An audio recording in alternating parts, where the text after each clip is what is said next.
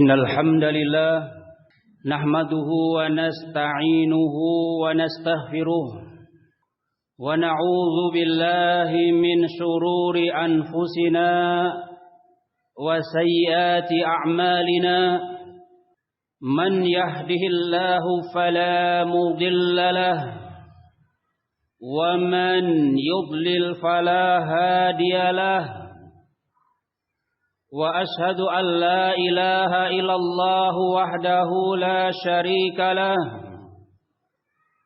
وأشهد أن محمدا عبده ورسوله يا أيها الذين آمنوا اتقوا الله حق تقاته ولا تموتن إلا وأنتم مسلمون اللهم صل وسلم على نبينا محمد وعلى آله وأصحابه ومن اتبعهم بإحسان إلى يوم الدين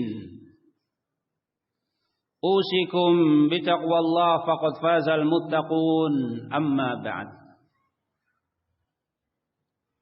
معاشر المسلمين أمة الإسلام rahimani Allah wa iyyakum. Sesungguhnya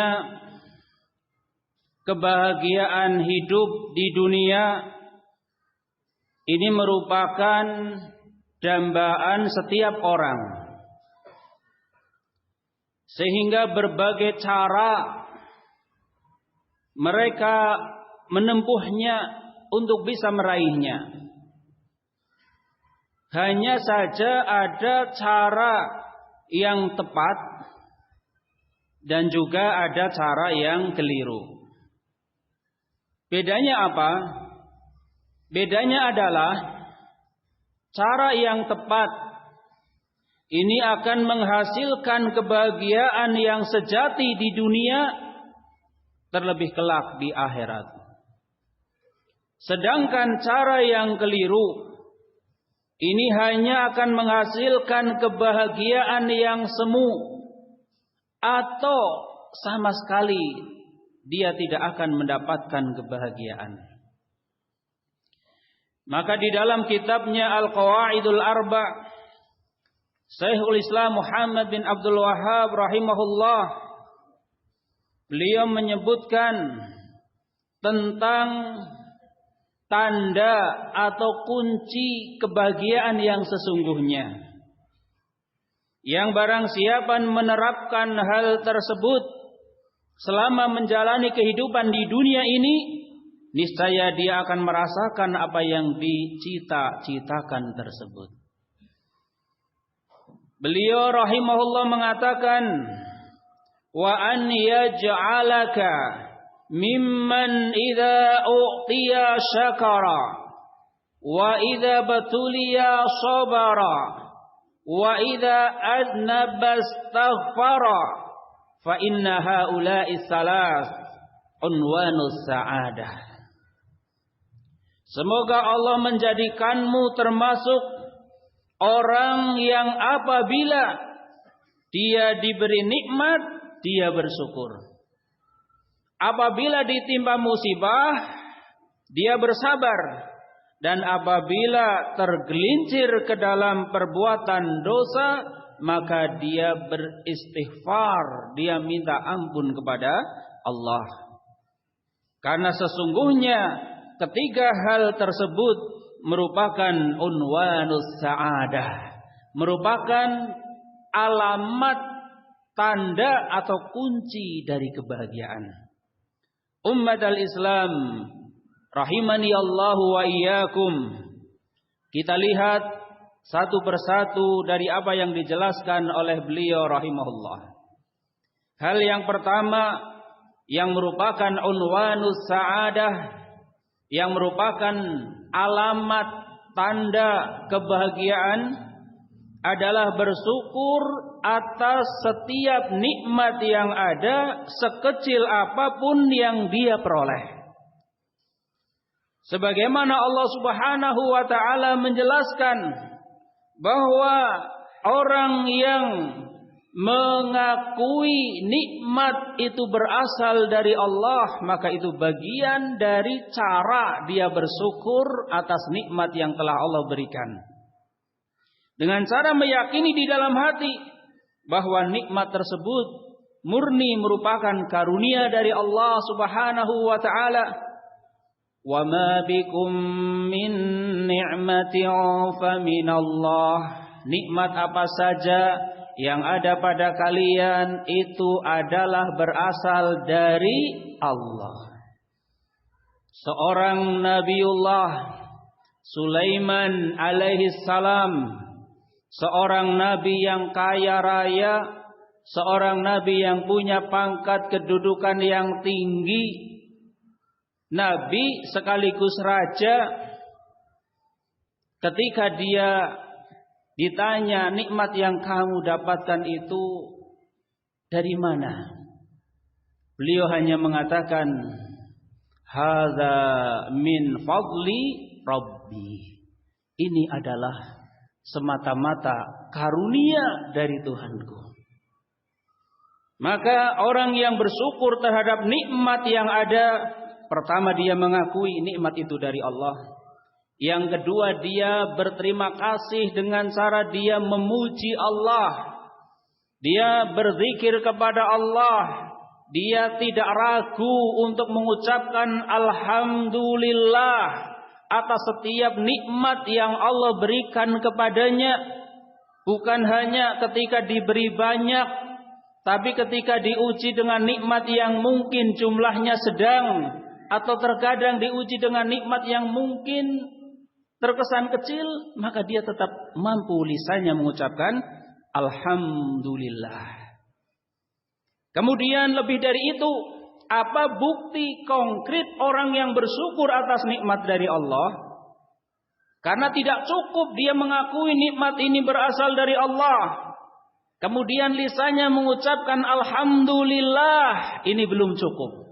Harus ada bukti yang konkret, yaitu dengan cara dia melaksanakan apa-apa yang diperintahkan oleh Allah, dan tentunya juga meninggalkan apa-apa yang dilarang oleh Allah.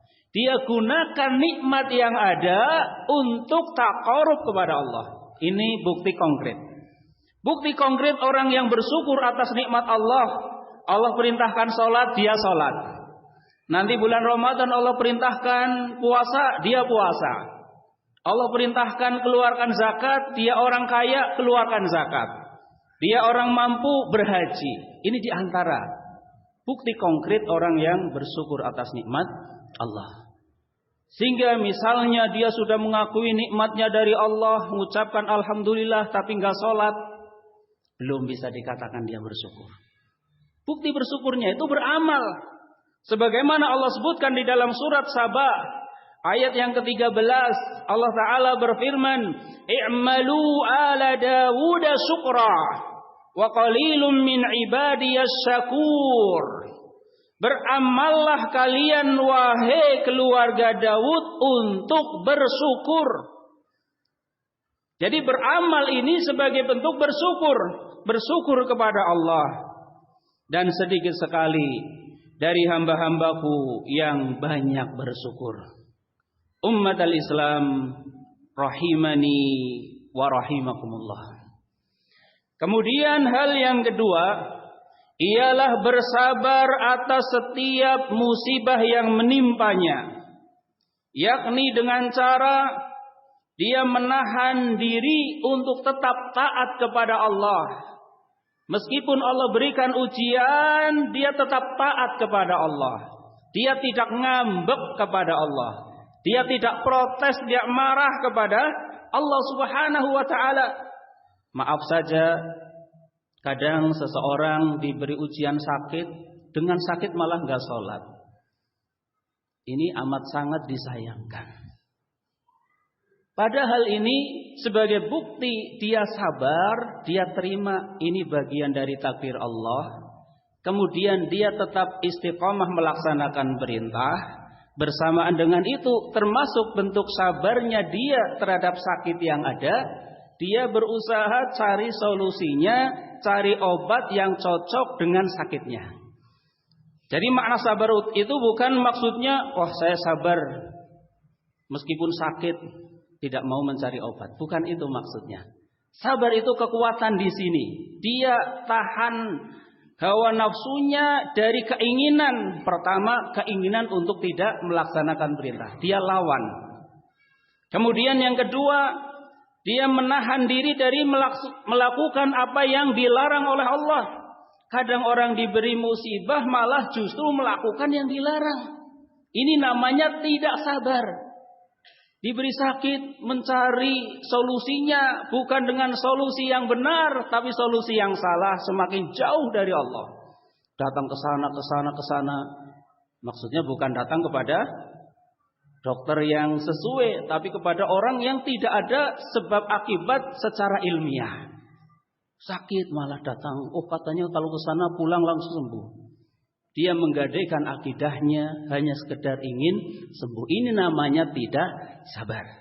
Sehingga orang yang sabar, dia akan tidak protes kepada Allah terhadap takdir yang telah Allah berikan kepadanya. Dia terima ini bagian dari kehendak Allah, takdir Allah. Kemudian anggota badannya berusaha mencari solusi sesuai dengan apa yang dibenarkan menurut syariat. Sudah menjadi sesuatu yang lazim, sesuatu yang pasti, yang tidak mungkin tidak. Yang namanya orang hidup pasti ada ujian. Allah berikan sanjungan, Allah berikan pujian kepada orang-orang yang sabar.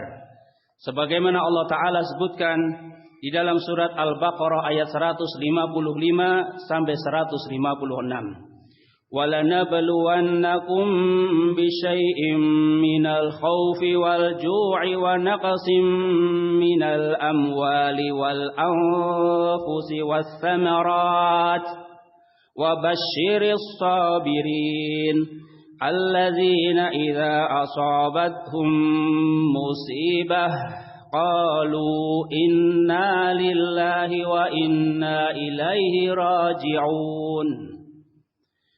Sungguh akan kami berikan cobaan kepada kalian dengan sedikit ketakutan, kelaparan, kekurangan harta, jiwa dan buah-buahan. Dan berikanlah berita gembira kepada orang-orang yang bersabar. Siapa mereka? Yaitu orang-orang yang apabila ditimpa musibah, lisan mereka mengucapkan inna lillahi wa inna ilaihi raji'un. Hati mereka menerjemahkan, memahami maknanya, menunaikan konsekuensi dari kalimat tersebut. Dia mengakui sesungguhnya kami adalah milik Allah dan hanya kepadanyalah kami kembali. Umat al-Islam rahimani wa rahimakumullah. Kemudian hal yang ketiga, idza adnaba istaghfara. Apabila dia berbuat dosa, dan ini lazimnya orang hidup, lazimnya manusia pasti berbuat dosa. Tidak ada manusia tidak berbuat dosa. Ya, karena Nabi kita sudah memberitahukan, kullu bani Adam khata' wa khairul khata'ina tawwabun. Semua keturunan atau Bani Adam atau manusia pasti berbuat dosa. Sebaik-baik orang yang berbuat dosa adalah orang yang mau bertaubat kepada Allah Subhanahu wa taala. Sehingga dengan beristighfar, memohon ampun kepada Allah atas setiap dosa sekecil apapun yang dia kerjakan. Latihan dari merasakan, mengakui dosa sekecil apapun, segera istighfar. Tahu-tahu keceplosan berkata dusta, langsung sadar, oh saya dosa, istighfar, astagfirullah atau astaghfirullahal azim. Maka bersamaan dengan kalimat ini Allah akan gugurkan dosanya, sehingga Allah akan hilangkan efek negatif dari dosanya. Karena efek negatif dari dosa itu menjadikan hati cemas, takut, khawatir, was-was. Gak ada apa-apa, cemasnya luar biasa, takutnya luar biasa. Itu hukuman Allah kepada orang-orang yang berbuat dosa. Maka efek negatif ini akan dihilangkan dengan cara kita istighfar, minta ampun kepada Allah Subhanahu wa taala dan tidak menunda-nunda. Dalam beristighfar, dalam bertobat itu tidak dibolehkan. Nantilah kalau saya sudah menikah saya akan berhenti. Nantilah kalau saya sudah punya rumah saya akan berhenti dari cara mencari penghasilan yang haram ini misal. Nantilah kalau saya sudah pensiun saya akan berhenti dari perbuatan yang haram ini misal. Ini merupakan salah satu di antara pasukan setan. Apa itu salah satunya? Yaitu taswif, suka mengatakan nanti, nanti, dan nanti. Apakah kita bisa menjamin 1 jam lagi kita masih ada? Apalagi menjamin setahun lagi masih ada? Tidak ada seorang pun yang bisa menjamin dirinya sehingga dia bisa mengatakan nanti, nanti, dan nanti. Sehingga aturan perintah Allah Ta'ala, bersegeralah untuk bertaubat. Akui kesalahan, sesali kesalahan, tinggalkan kesalahan yang ada, niatkan di masa datang, masa berikutnya tidak terjerumus lagi di dalam kesalahan yang sama. Lebih dari itu, isi masa berikutnya dengan banyak beramal salih. Maka kita tahu Allah itu adalah zat yang maha al-Ghaffar, maha pemberi ampun. Sebesar apapun dosa, sebanyak apapun dosa, kalau mau bertobat, maka ada kesempatan untuk mendapatkan ampunan dari Allah Subhanahu wa ta'ala. Allah Subhanahu wa ta'ala sebutkan di dalam surat Ali Imran ayat 135. Allah Ta'ala berfirman, وَالَّذِينَ إِذَا فَعَلُوا فَاحِشَةً أَوْ ظَلَمُوا أَنفُسَهُمْ ذَكَرُوا اللَّهَ فَاسْتَغْفَرُوا لِذُنُوبِهِمْ وَمَنْ يَغْفِرُ الذُّنُوبَ إِلَّا اللَّهُ وَلَمْ يُصِرُّوا عَلَى مَا فَعَلُوا وَهُمْ يَعْلَمُونَ. Dan juga orang-orang yang apabila mengerjakan perbuatan keji atau menzalimi diri mereka sendiri, mereka segera mengingat Allah, lalu memohon ampun terhadap dosa-dosa mereka. Dan siapa lagi yang dapat mengampuni dosa-dosa selain Allah? Dan mereka tidak meneruskan perbuatan kejinya tersebut sedang mereka mengetahui. Aqulu qawli hadza wa astaghfirullah li wa lakum wallahu a'lam wa qur rabbi fir warham wa anta khairur rahimin.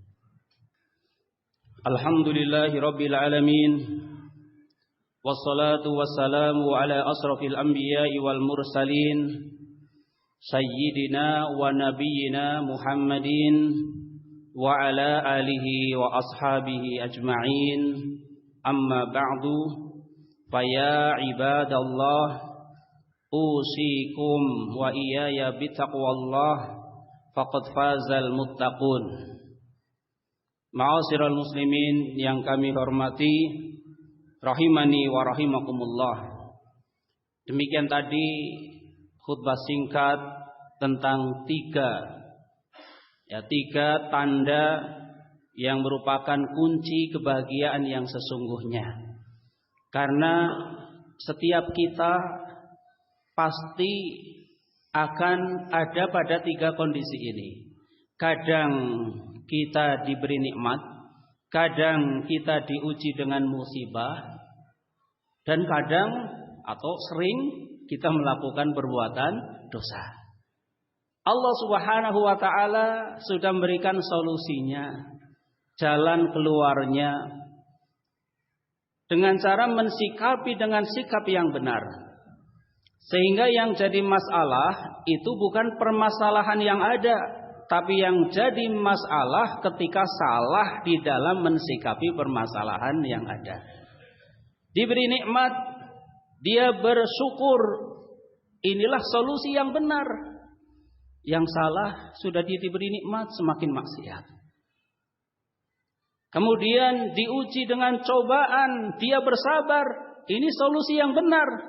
Yang salah diuji dengan cobaan, dia putus asa, kemudian semakin jauh dari Allah. Kemudian mau gak mau kita tergelincir dalam perbuatan dosa, lalu kita beristighfar dan bertobat. Ini yang benar. Yang salah dia menganggap Allah tidak mungkin mengampuni dosanya yang sangat banyak, sehingga dia justru terus dan terus melanjutkan perbuatan maksiatnya. Marilah kita memohon kepada Allah Ta'ala agar Allah Ta'ala memberikan taufik hidayahnya, kekuatannya kepada kita untuk bisa melaksanakan perintah-perintahnya dan juga menjauhi semua yang dilarang olehnya. Alhamdulillahi Rabbil Alamin. Allahumma salli ala nabiyyina Muhammadin wa ala alihi wa ashabihi ajma'in. Allahumma ighfir lana wa liwalidina warhamhum kama rabbawna shighara. Rabbana zalamna anfusana wa illam taghfir lana wa tarhamna lanakunanna minal khasirin. Rabbana la tuzigh qulubana ba'da idh hadaitana wa hab lana min ladunka rahmah innaka antal wahhab.